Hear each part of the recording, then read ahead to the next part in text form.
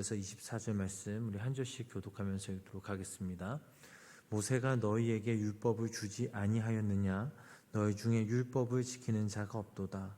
너희가 어찌하여 나를 죽이려 하느냐? 우리가 대답하되 당신은 귀신이 들렸도다. 누가 당신을 죽이려 하나이까? 예수께서 대답하여 이르시되 내가 한 가지 일을 행하매 너희가 다 이로 말미암아 이상히 여기는도다. 모세가 너희에게 할례를 행했으니 그러나 할례는 모세에게서 난 것이 아니요 조상들에게서 나는 것이라. 그러므로 너희가 안식일에도 사람에게 할례를 행하느니라.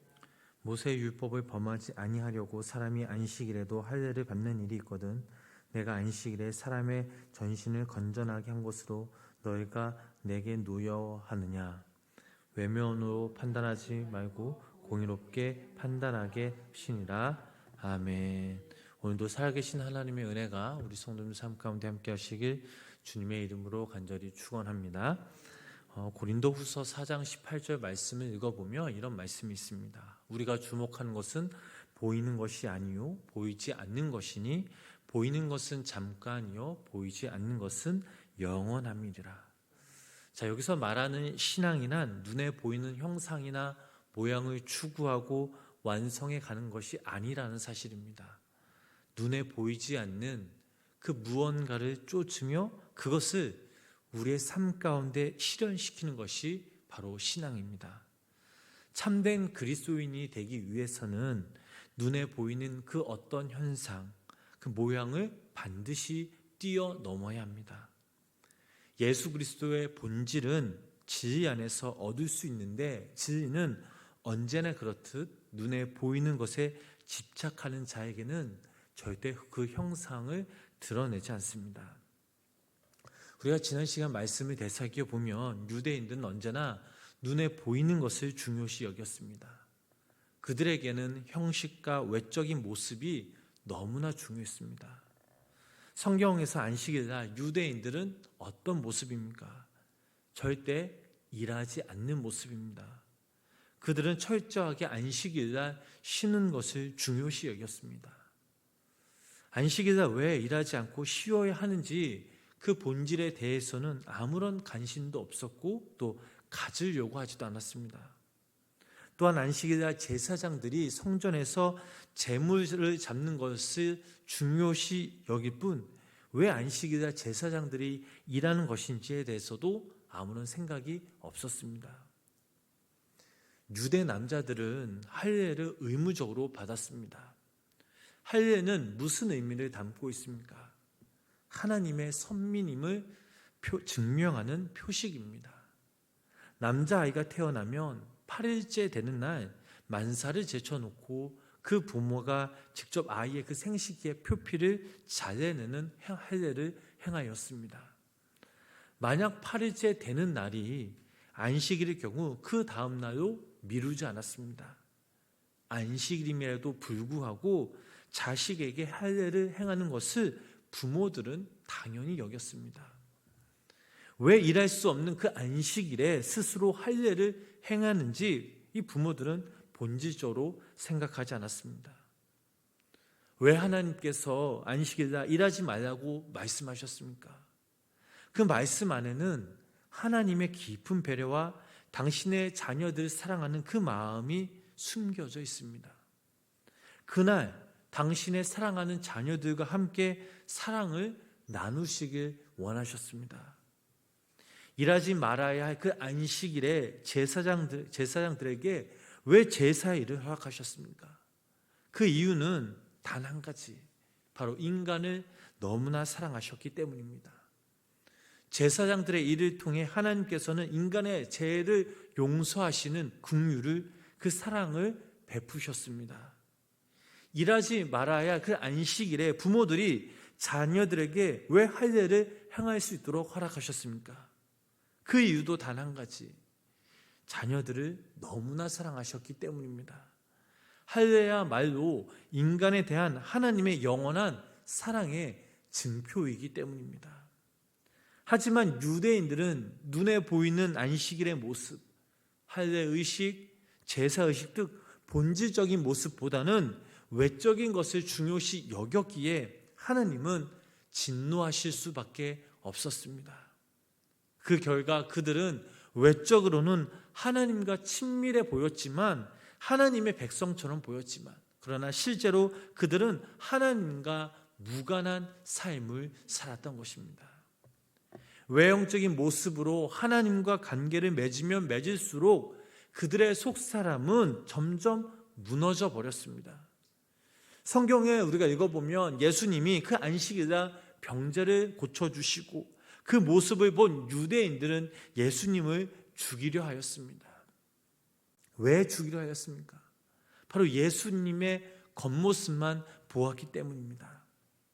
본문 23절, 24절 말씀을 함께 다시 한번 읽어보실까요? 함께 읽어보도록 하겠습니다. 모세의 율법을 범하지 아니하려고 사람이 안식일에도 할례를 받는 일이 있거든 내가 안식일에 사람의 전신을 건전하게 한 것으로 너희가 내게 노여워하느냐? 이 외모로 판단하지 말고 공의롭게 판단하라 하시니라. 아멘. 자, 이 말씀을 읽어보면 외모라는 단어가 나옵니다. 즉 겉모습으로만 판단하지 말고 공의로 판단하라는 것입니다. 공의란 무엇입니까? 하나님의 사랑의 또 다른 이름입니다. 그러므로 주님께서는 24절에 나오는 그 말씀으로 명령하신 것입니다. 우리가 하나님의 사랑을 판단할 때에는 눈에 보이는 겉모습으로만 판단하는 것이 아니라 눈에 보이지 않는 그 하나님의 본질을 이해하고 깨달을 때 제대로 판단하며 또 깨달을 수 있습니다. 우리가 성전에 와서 예배를 드리는 그 이유가 무엇입니까? 예배의 형식, 예배 드리는 우리의 모습이 중요하기 때문이 아니라 하나님의 독생자 아들 예수 그리스도가 우리를 살리시려 십자가에 못 박히시고 부활하신 것에 대한 우리의 사랑을 응답하기 위해서입니다. 왜 우리가 하나님의 그 말씀을 읽고 깊이 묵상합니까? 왜 우리가 교회에 다닙니까? 그냥 성경의 내용이 궁금해서가 아니라 성경 말씀 속에 나타난 하나님의 사랑을 바로 우리가 깨닫기 위해서입니다. 왜 우리가 매일매일 하나님께 기도드립니까? 나의 간구와 그 마음을 모두 주님께 믿고 맡기며 드리기 위해서입니다. 왜 우리가 찬양합니까? 그 찬양의 가사가 좋아서, 찬양을 통해 우리가 주님께 영광을 돌리고 주님의 사랑에 대한 그 마음을 내가 기쁘게 춤추며 주님께 드리기 위해서입니다. 우리가 이 땅에서 신앙생활을 할 때에 하나님의 사랑을 이해하지 못하고 깨닫지 못한다면 우리는 그저 그런 신앙인임을 알아야 합니다. 암만 내가 성경 통독을 했어도, 암만 내가 찬양하고 기도했어도 하나님의 그 사랑 안에 거하지 못하며 하나님의 뜻대로 우리가 살지 못한다면 저희들은 그저 하나님의 그 앞에 그저 이중적인 인격자의 모습일 뿐입니다. 내가 쉬지 않고 기도한다 해도 그 안에 나 자신을 주님께 온전히 믿고 맡기지 못하며 또 우리의 삶 가운데 하나님을 향한 의심이 든다면 그것은 나를 위한 기도일 뿐 하나님을 위한 내 기도가 아닌 온전히 나의 욕심과 나를 위한 나의 욕망을 위한 기도뿐이라는 사실입니다.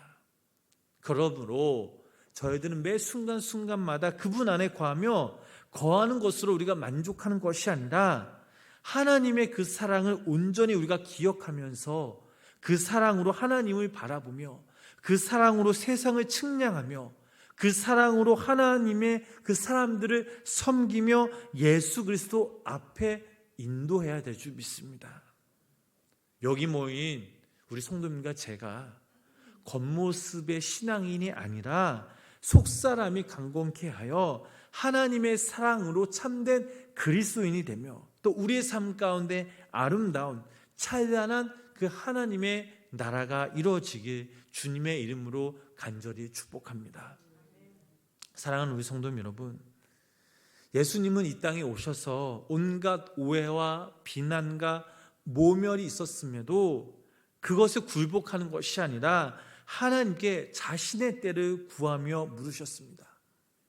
그 때를 알았을 때는 온전히 믿음으로 순종하셨습니다. 예수님은 이 땅에서 자신을 드러내기보다는 온전히 하나님의 그 영광을 구하며 살아가셨습니다. 요즘 세상이 어떻습니까? 우리의 눈으로 세상을 바라보면 사람의 겉모습으로 판단하는 경우가 많이 있죠. 예수님의 형제들처럼, 그리고 예루살렘의 유대인들처럼 말입니다. 그들은 예수님께 드러내라, 보이라라고 부추깁니다. 더 유명해지고 더 인정받는 것을 생각합니다. 실제로 본인들이 그런 사람인 줄 알고 착각합니다. 결국엔 그들 자신에게 넘어져 자기 자신을 잘못 보았고 예수님의 그 말씀을 깨닫는 눈까지 멀어지게 됩니다. 저희들은 잘 알고 있죠. 우리가 진정 마음속으로 하나님을 사랑하고 존귀히 여기지 않는다면 우리가 암만 예수님의 이 말씀을 들을 수도 순종할 수도 없음을 잘 알고 있습니다. 어쩌면 지금 우리가 사는 이 세상에서 예수님을 믿고 우리가 예수님 편에 선다면 예수님이 사셨던 그 유대인들처럼 세상 사람들에게 모욕과 멸시를 드릴 것입니다. 그러나 우리가 기억해야 할 것은 저희들은 이것에 절대로 휘둘리지 말아야 합니다. 하나님이 우리 성도님들에게 주신 그 믿음과 그 사명과 소망으로, 사랑으로, 또 믿음으로 우리에게 맡겨진 그 삶의 자리에서 우리가 충실히 살아갈 때에 우리는 하나님의 그 영원한 그 생명을 바라보며 천국을 향해 한 걸음 한 걸음 나아갈 것이고, 또 하나님이 우리와 함께 하신다는 그 사실 하나만으로 위로받을 것이며, 또 우리의 삶의 모습을 통해 기뻐히 여기실 것입니다. 그저 우리는 매일매일 매 순간순간마다 하나님과 동행하는 삶을 살아야 됩니다. 예수님은 이 땅에 오셔서 33년이라는 그 삶을 사셨습니다. 어떻게 보면 이 시간은 굉장히 짧은 시간입니다. 그러나 그것으로 충분했습니다. 우리에게 우리의 삶의 시간들이 각자 얼마 남아있는지는 그 누구도 알 수 없습니다. 우리의 노력으로는 그 시간을 아주 잠깐 늘 수 있지만, 그러나 그것은 우리가 마음먹은 대로 뜻대로 되지 않는 게 바로 우리의 생명이라는 사실입니다. 그저 우리는 이 땅에서 사는 동안 하나님의 자녀답게 하나님 앞에 진실되게 신실하게 그저 하루하루 주님 안에서 우리의 소명을 다하여 살아야 될 줄 믿습니다. 하나님이 부르시는 그 때를 기다리면서 묵묵히 하나님을 바라봐야 합니다.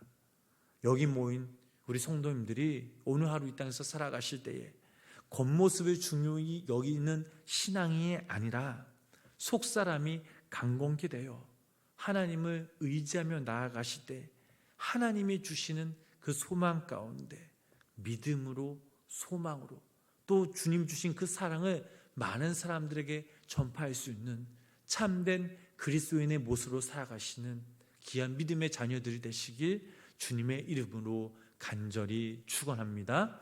기도하겠습니다. 살아계신 주님, 오늘도 귀한 이 새벽 주님께 우리가 주의 전에 모여 함께 예배드리게 하심에 감사를 드립니다. 오늘도 이 시간 우리가 이 말씀을 통해 깨달은 것은 우리의 눈에 보이는 모습을 추구하며 사는 삶이 아니라 보이지 않는 당신의 그 손길을 우리가 기대하면서 그 손길을 바라볼 수 있는 귀한 믿음의 성도님들 삶이되도록 성령님 함께하여 주시옵소서. 이제는 우리가 속사람을 중요시 여기는 눈에 보이지 않은 당신의 한량없는 그 사랑과 영원한 그 생명을 바라보게 하시며 하나님과의 그 친밀함으로 인해 저희들 삶 가운데 언제 어디서나 하나님의 그 영광을 드러내는 귀한 주님의 자녀들 되게 하여 주시옵소서. 오늘도 이 새벽 저희들의 간구와 기도를 들어주시옵소서.